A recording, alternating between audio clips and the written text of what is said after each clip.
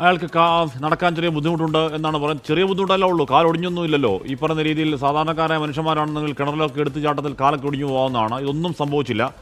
നോക്കണം, 7.5 മീറ്റർ ഉയരമുള്ള എന്ന് പറഞ്ഞാൽ 7.5 മീറ്റർ ഉയരമുള്ള ഒരു ചുറ്റുമതിലിലേക്ക് ചാടിക്കയറുന്ന ആളാണ് ഒറ്റ കൈയുള്ള ഒരാൾ. അത് അവിശ്വസനീയമാണ്. എങ്ങനെയാണത് അത് സംഭവിക്കുക? ഒറ്റ കൈ വെച്ചുകൊണ്ട് ഈ 7.5 മീറ്ററുള്ള ചുറ്റുമതിൽ ഇപ്പുറത്തുനിന്ന് ചാടി ഇലക്ട്രിക് ഫെൻസ് അതിന് മുകളിലുണ്ട് എന്ന് പറഞ്ഞാൽ 7.5 മീറ്ററിന് മുകളിൽ ആണെന്ന് തോന്നുന്നു. അതോ ഇലക്ട്രിക് ഫെൻസ് കൂടി ചേർന്നാണ് 7.5 മീറ്റർ എന്നറിയില്ല. 7.5 മീറ്റർ മതിലിന് മുകളിലേക്കാണ് ഇലക്ട്രിക് ഫെൻസ് എങ്കിൽ അതിൽ കൂടി വൈദ്യുതി പ്രവഹിക്കേണ്ട ഇലക്ട്രിക് ഫെൻസ് ആണെന്ന് പറയപ്പെടുന്നുണ്ട്. ആ സമയത്ത് വൈദ്യുതി പ്രവാഹം ഉണ്ടാവുന്നില്ല. ഇനി കറണ്ട് കെട്ടോ ആണെന്ന് അറിഞ്ഞു കേട്ടോ. അപ്പോൾ ഉണ്ടാവുന്നില്ല. അപ്പോൾ ഇതിൽ നിന്ന് ചാടി ആ വൈദ്യുതി ആ ഇലക്ട്രിക് ഫെൻസിൽ ഈ നേരത്തെ തയ്യാറാക്കിയ പുതപ്പുകൾ കൂട്ടിക്കെട്ടിയ ആ വടം അതിൽ കെട്ടി അതിൽ കൂടി ഞാൻ ഇറങ്ങുന്നതൊക്കെ എങ്ങനെ സംഭവിക്കുന്ന കാര്യം അറിയില്ല. 7.5 മീറ്റർ എന്ന് പറഞ്ഞാൽ എന്ത് ഉയരമാണ്? ആ ഉയരത്തിൽ എങ്ങനെയാണ് അത് ചാടിക്കയറാൻ കഴിയുക എന്ന കാര്യം പിടികിട്ടുന്നേ ഇല്ല. അതുകൂടി പോലീസ് എന്തായാലും വിശദീകരിക്കട്ടെ.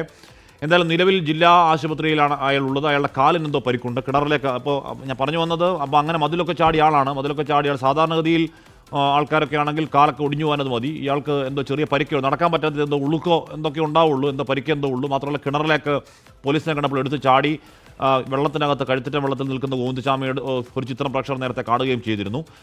അപ്പോൾ അങ്ങനെ എന്തോ ചെറിയ ശാരീരിക പ്രശ്നം അയാൾക്കുണ്ട്. അതിപ്പോൾ വൈദ്യപരിശോധനയിൽ അത് പരിശോധിക്കുകയാണ്. അതിൻ്റെ പരിശോധനയും ചികിത്സ വേണമെങ്കിൽ ചികിത്സയും ഒക്കെ നടക്കട്ടെ. പക്ഷേ ഇതിലെ പ്രശ്നം അവിടെ അല്ല. ഇതിലെ പ്രശ്നം എങ്ങനെ ഇയാളെ കൊണ്ട് ഒറ്റയ്ക്ക് ഇതൊക്കെ സാധിച്ചു?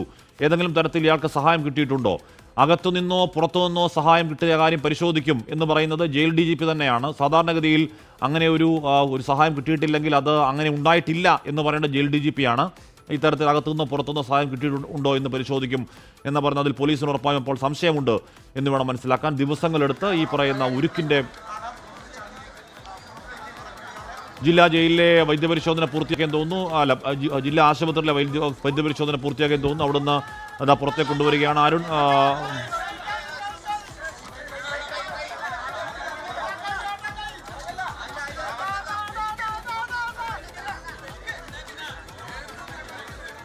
ജില്ലാ ജയിലിലെ വൈദ്യപരിശോധന പൂർത്തിയാക്കിയ ശേഷം പുറത്തേക്ക് കൊണ്ടുവരികയാണ് ഗോവിന്ദസ്വാമിയെ.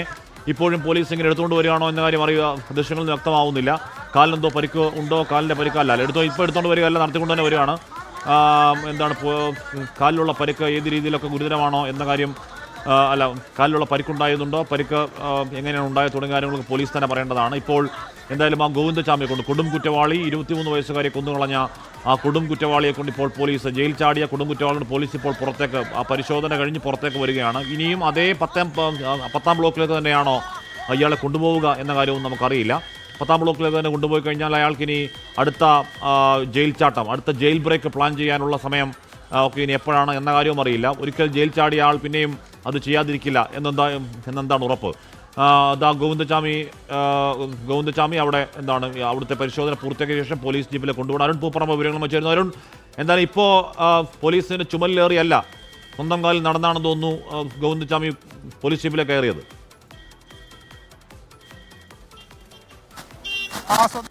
നടന്നു തന്നെയാണ്. മറ്റേ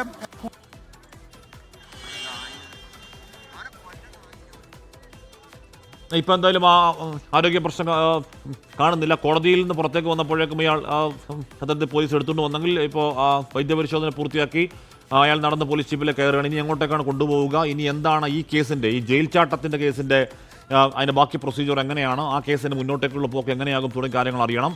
ഏറ്റവും പ്രധാനം, ജയിലിനകത്തുനിന്നും പുറത്തുനിന്നും അയാൾക്ക് സഹായം കിട്ടിയിട്ടുണ്ടോ എന്ന കാര്യം പരിശോധിക്കുമെന്ന് സാക്ഷാൽ ജയിൽ DGP തന്നെ പറയുന്നതാണ്. ബൽറാം കുമാർ ഉപാധ്യായ തന്നെ പറയുന്നതാണ്.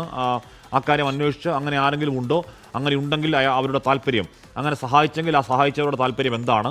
ഈ കൊടും കുറ്റവാളിയിൽ നിന്നും, ഈ ബലാത്സംഗിയിൽ നിന്നും, ഈ കൊലപാതകയിൽ നിന്നും, മനുഷ്യൻ അറച്ചു പോകുന്ന ക്രൂരകൃത്യം ചെയ്യുന്ന ഈ മനുഷ്യനിൽ നിന്നും എന്ത് സഹായം കിട്ടിയിട്ടാണ് അങ്ങനെ ഒരു പരസഹായം ഉണ്ടായിട്ടുണ്ടെങ്കിൽ അയാൾക്ക് അത് കിട്ടിയിട്ടുണ്ടാവുക എന്ന കാര്യം ഉറപ്പായും പരിശോധിക്കണം. ഇനി അങ്ങനെ ഒരു സഹായം ഉണ്ടായിട്ടില്ല എന്നാണ് വാദമെങ്കിൽ എങ്ങനെയാണ് ഒറ്റക്കൈയുള്ള ഒരാൾ ഈ പറയുന്ന ഇരുമ്പിൻ്റെ കമ്പി അല്ലെങ്കിൽ ഉരുക്കിൻ്റെ കമ്പി ആക്സോബിലൂടെ എന്തുകൊണ്ടാണത് മുറിച്ചത്? കുറഞ്ഞത് 3-4 കമ്പിയെങ്കിലും ഇത്തരത്തിൽ രക്ഷപ്പെടാൻ മുറിക്കേണ്ടി വരുമെന്ന് പറയുന്നു. അങ്ങനെ മുറിച്ചത് എങ്ങനെയാണ്? അതാരും കാണാതിരുന്നത് എന്തുകൊണ്ടാണ്? അതീവ സുരക്ഷാ ജയിൽ എന്ന ടാഗ് ലൈനുള്ള 10ാം ബ്ലോക്കിനകത്ത് എവിടെയും CCTV ക്യാമറയൊന്നും ഇല്ലേ? CCTV ക്യാമറ ഉണ്ടെങ്കിൽ ഇയാൾ ദിവസങ്ങൾ സമയമെടുത്ത് 4 ദിവസമെടുത്ത് ഇയാൾ കമ്പി മുറിച്ചത് ഈ CCTV ക്യാമറയിലൊന്നും പതിയാത്തത് എന്തുകൊണ്ടാണ്? അത് പതിഞ്ഞത് ആരെങ്കിലും കണ്ടതാണെങ്കിൽ കണ്ടവർ കണ്ണടച്ചത് എന്തുകൊണ്ടാണ്? ഇയാൾ പുറത്തേക്ക് ഇറങ്ങുന്നത് ആരും കാണാത്തത് എന്തുകൊണ്ടാണ്?